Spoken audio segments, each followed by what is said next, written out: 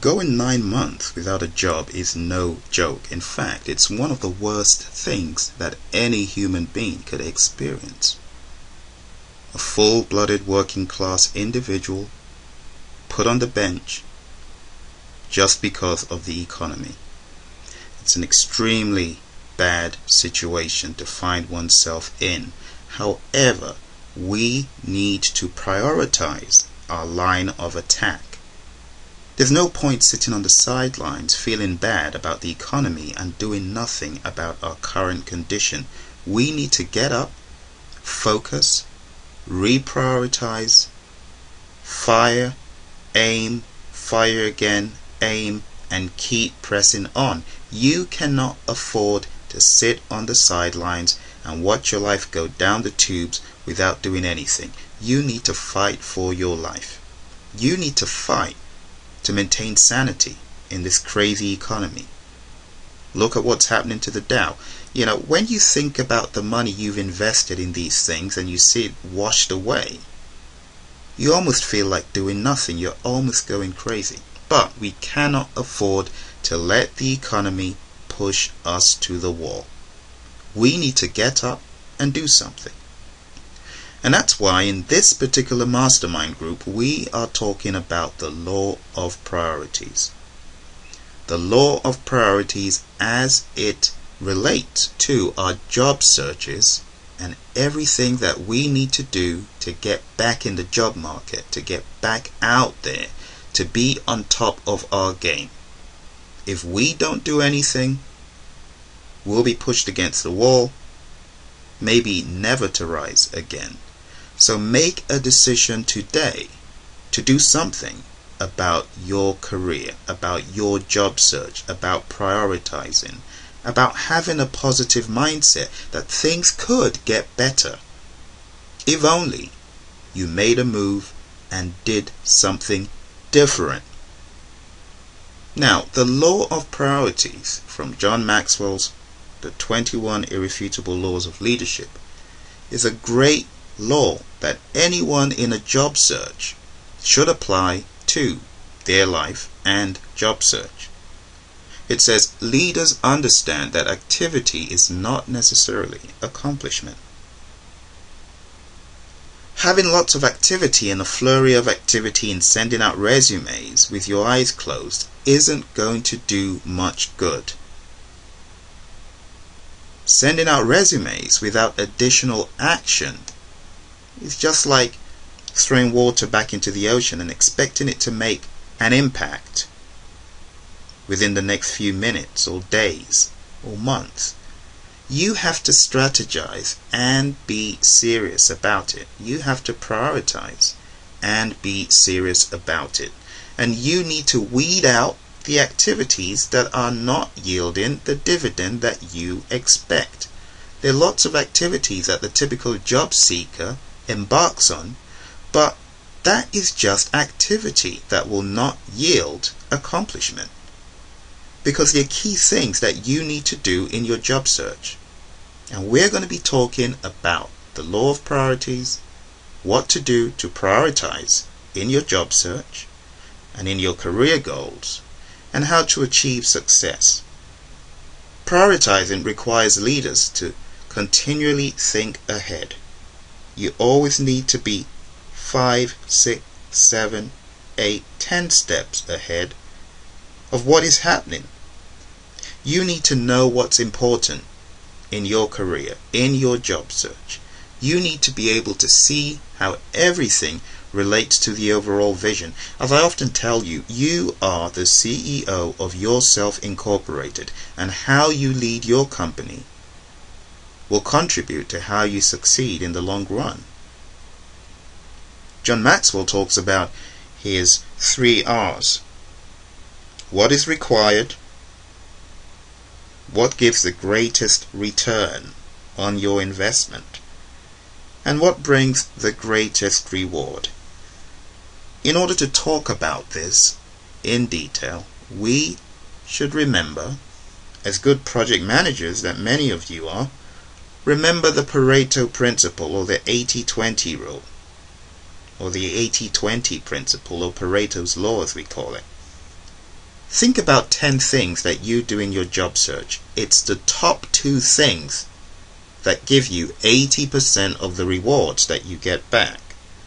So if you do 2 things that are the critical things, those 2 things could give you 80% of your return. In my life personally, as a job seeker, I know the top 2 things that give me a return on my investment. And that return, 80% of the return, is due to those 2 things I do. You're probably wondering, which 2 things does he do? I do 2 very important things I'm going to share with you. The first thing I do is I present my value in a coherent value statement to any potential employer. So think about the employers that you wish to approach and understand that employers want to see value. Recruiters like to see qualifications, yes, but without value being indicated, you won't have a chance against someone who has not only demonstrated that they are proficient in an area, but they've also demonstrated that they can bring value to the table. Again, it goes back to being confident and understanding your worth, knowing your worth, and presenting your worth in a fashion that people can understand. I'll give you some examples. I have been to scores of interviews. I've been to at least over 50 interviews, and I talk about this in my book, Getting Rich in Project Management, Ace in the Project Management Interview. In the scores of interviews I've been to, I've found out that when I make a connection and I'm able to come across very clearly with my value or things I've done in the past to demonstrate my value, people gravitate towards having me on the team. It's happened time and time again. I've had 3 great offers where I demonstrated value. Needless to say, the value that I was being given in return was slightly different from what I wanted. So I didn't go ahead, but I had 3 great offers from a Fortune 500 that pretty much everyone knows. But I didn't take those 3 offers. I knew my value. I was able to demonstrate my value. But if I was in the heat of a job search like I was back in 2004, I would have taken those 3 jobs. I mean, one of those jobs was very close to a 6-figure job, but it wasn't exactly 6 figures. So why am I sharing this? I'm trying to show you, when you illustrate value and people understand value, they will buy into you. You have to demonstrate your value on a job interview. There's no point going for a job interview armed with certificates and armed with big names of where you've worked without indicating to the employer what you did in those positions and how you, being on those teams, added value to the employer. So when you go for an interview, think about demonstrating value on your resume, in person.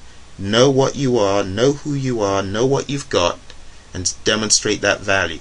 So on your top 10 priority list for job seeking, have in the back of your mind, it is so important to demonstrate value.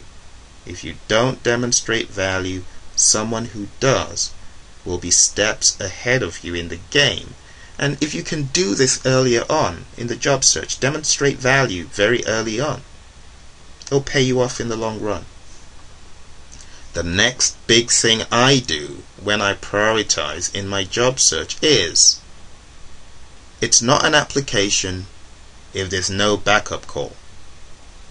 If there's no backup call to the recruiter, especially if there's a phone number included, then all I've done is throw a resume out into the ocean or out into the wind.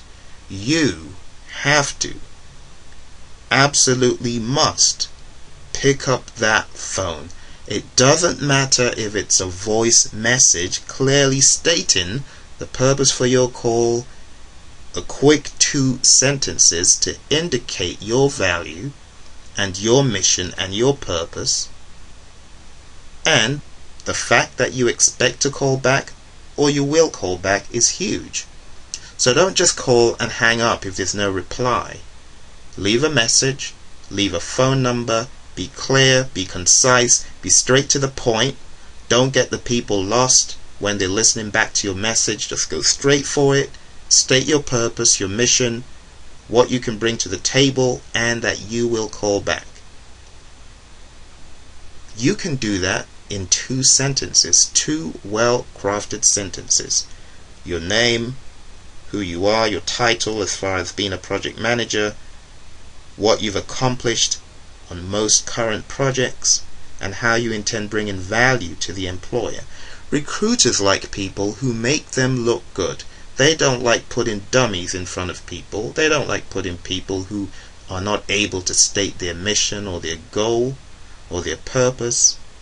Do that and you'll get a better chance of being in the front seat, right in front of the recruiter or right in front of the hiring manager. It will better your chances. Demonstrate value and then pick up the phone. Now, if the recruiter eventually picks up that phone to talk to you, you have 1 minute to sell yourself, your goals, and let them know that you, through your discussion, brief discussion, not going on and off on a tangent, no, brief discussion to illustrate, I am the candidate for you. I am the candidate that you need to put in front of the hiring manager. I am the candidate who can be a team player with you, and we can be on a winning team together. That is what you need to pass across to any recruiter. Now, if you're applying for a job, another thing you need to have is a can-do attitude. Don't pick up the phone with a namby-pamby sense of, I'm not sure of myself, I don't know if I can do this, or I'm just going to fluff my way about. No, that's not what I'm talking about. I am talking about a can-do attitude in which you make up your mind that you will do everything possible to not only understand the business, but to bring the needed power to the table, to bring the necessary skills to learn, to grow, to expand, and to demonstrate mastery of a subject that maybe you don't even know. You see, I see people saying, oh, I'm not sure I can do this. I don't know if I can do that. Well, you'll remain on the bench forever. You need to get up, learn some new skills, take some new certifications, and have a can-do attitude. I'm not talking about misrepresenting yourself. No. That's not what I'm talking about. I'm talking about having an attitude that you demonstrate to the recruiter or the hiring manager that you can do this. And it takes gut instincts from doing it over and over again. And it takes convincing deep down inside. For example, I know that any job under the sun that I put my mind to, anything I want to achieve, I can achieve it. Any project I need to manage, I can manage it. You've probably watched The Apprentice. You see Donald Trump interviewing different people calling themselves project managers. Well, they probably haven't even heard of the certification that many of you claim to have, which is the PMP or CAPM. However, these people are smart, can-do attitude type people who know they can manage projects if only they put their mind to it. We see different projects they work on, be it fashion, be it engineering, be it, things that they've never even done in their lives, but they have a can-do attitude. These people are determined to win the prize. That's the kind of attitude you need to have. So I'm shocked when I see project managers who tell me, oh, I've never worked in this industry, so I can't manage those projects. Well, you're going to be on the bench for a very long time. You need to have a can-do attitude. So when you begin to set your priorities, ask yourself, what will give me the greatest return? What will bring the greatest reward? What brings the greatest reward are those top things I've just talked about. If you don't show your value and you don't have a can-do attitude, right, and you don't pick up the phone and call those recruiters or call those hiring managers or perfect your craft in public speaking. Because going for an interview is like speaking. If you don't perfect your craft, you will fall flat. If you don't practice illustrating why you can do a job, how you are the best qualified, you know what? You're just going to waste your time on loads of interviews till you perfect your craft. Alright? So begin to think about the top thing, the top 2 activities that bring the greatest dividend in your world. In my world, I know what it is. It's showing value, and it's also picking up the phone to call. Those are the 2 big things for me. Having a can-do attitude is also huge.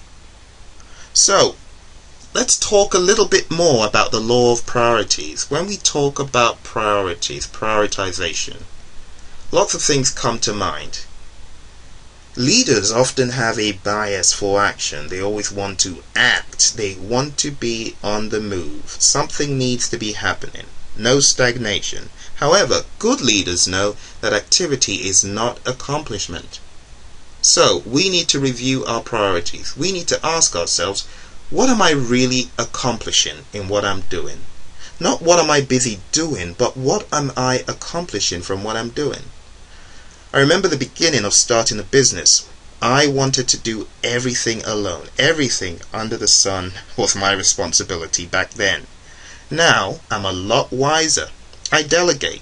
If I find people who can do a better job, and I do find people who can do a better job than I can in lots of areas in the business, and I delegate to those people. John's rule is if you find someone who can do something 80% as good, maybe not as good, but 80% as good, get that person on your team and delegate. So it's not always in the activity, it's in what you are accomplishing. Look at the big picture and adjust yourself as required. If you find yourself needing to delegate things, or you find yourself needing to pull back, cut back, reprioritize, reflect, whatever you need to do to get the best gains, do it. You are the CEO of Yourself Incorporated. You need to prioritize and be intentional about all that you do, constantly doing what is important. You also need to prioritize your calendar appropriately. The big question is not what's on my calendar, it's who is in my calendar, who is taking up my time, and what dividend are they paying back? What are they giving in return? Are they sucking up all my time and I'm actually in a negative? Or are they really adding value to my organization, to my life, to me as well?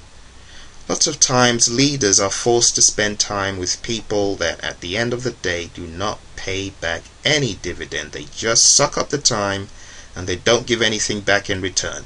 A typical example is the manager always dealing with the employee, coming with problems and no solutions. You need to watch out for people like that. So the 3 R's, requirement. What is required? We are all accountable for work we do and important people in our lives. Which people are important to us? We should constantly ask what is required of us. What can I do that no one can do or should do for me? That should be a big question that you ask yourself. And the more you proceed, the more you'll find out that the list becomes smaller and smaller, because if you have people you are mentoring or training, you should be getting to a point where those people can help you out, can do things for you. You cannot take on everything yourself. Eliminate anything that is not necessary. The 2nd R, what gives the greatest return?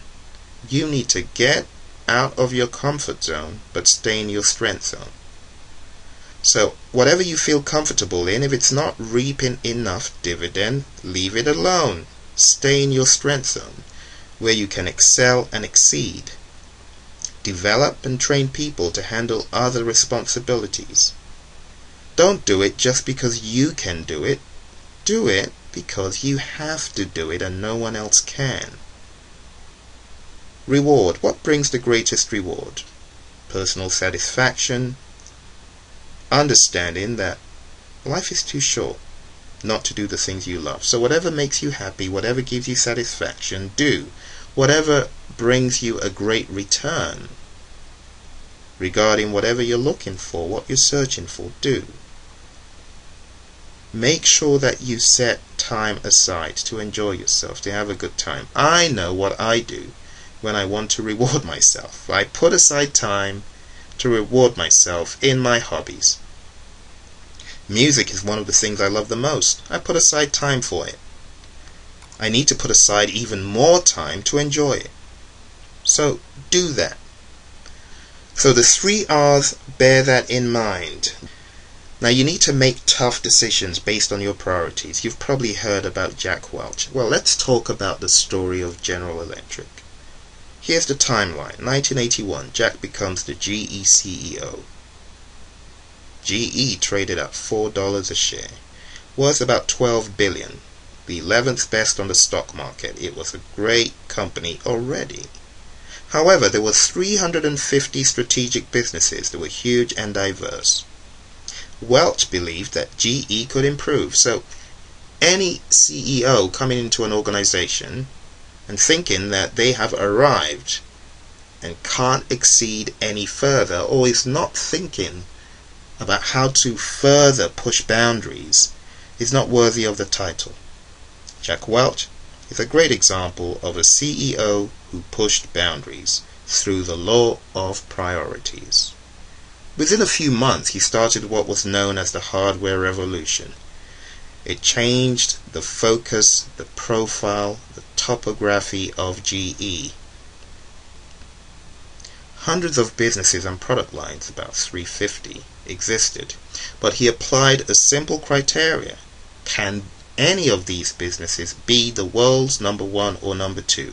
And any that could not were closed, some divested, and he actually made $10 billion for the organization in the sale of these businesses that were weak, that could not be the number 1 or number 2.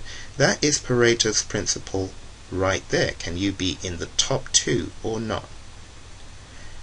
GE further invested $18 billion in those that remained. So they sold off the weak, made some money back, invested it in the strong, strengthening them with over $17 billion worth of acquisitions. So what remained in 1989 are 14 world-class businesses, each one either a number 1 or a number 2. He prioritized GE, and GE stock experienced a 2-1 split 4 times. His leadership, though very controversial in lots of circles, proved right for his time and situation. GE is today still one of the most valuable companies in the world. Jack never mistook the flurry of activities in 348 businesses for accomplishment. You need to take action on anything that's a waste of time in your life, in your job search, in your job, whatever you do. Realize that the law of priorities must be in existence in your world. And if you don't acknowledge it, it doesn't negate the fact that the law of priorities is still in operation.